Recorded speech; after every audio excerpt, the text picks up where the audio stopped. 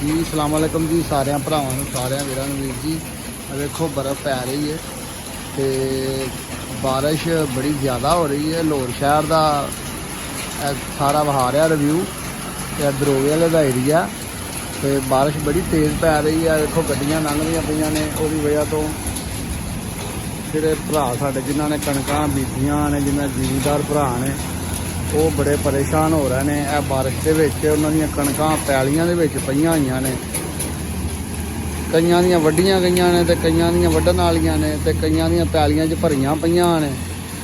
ते जिमीदार दी इहो जमा कुंजी हुंदी है ते अल्लाह खैर करे अपनी रहमत दा पावे ते रहमत तो बगैर कुछ भी नहीं हुंदा।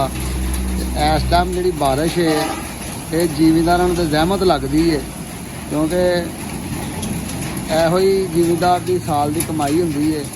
दाना फक्का सामना होंदा है वेच बचा के ते इन्हां ने अपना काम चलाना होंदा है। ते देखो ज़रा बारिश बहुत तेज़ पै रही है नाल गड़ा पै रहा तो अल्लाह खैर करे।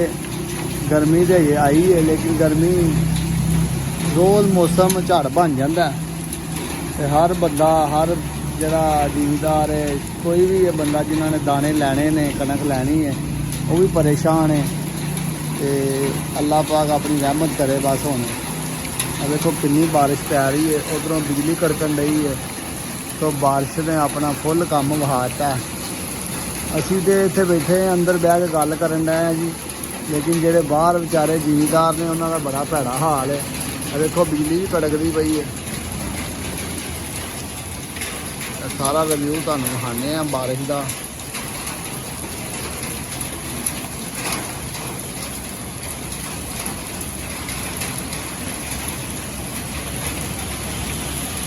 अल्लाह खैर करे। गड्डियां पानी पाण रही ने परली साइड से लोगों के जड़ियाँ उरली साइड तो लंघदियां ने परली साइड से सुटदियां ने परली साइड तो लंघदियां उरली साइड से सुटदियां। गड्डियां वाले तो गड्डियां च बह के चले जाना तो जेडे मारे बंदे ने लागों लंघते हैं उन्होंने भ्यों के सुट जाते हैं। वो दुआवां देंदे ने फिर इन्हां नूं अल्लाह तुहाडी खैर करे खैर ना जाओ तो खैर ना लाओ। बारिश बड़ी तेज़ पैण रही सी। ज़रा वीडियो मैं लेट शुरू की है तो देखो ज़रा भाई भी बदल जरा एको जिहा होया सारा देख लो सारा रिव्यू।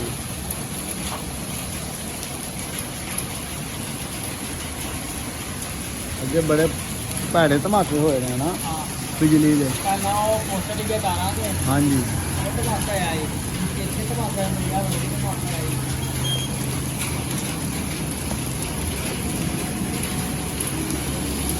बारिश तो आज ही बड़ी इस टाइम बारिश चाहिए नहीं जी पै रही है।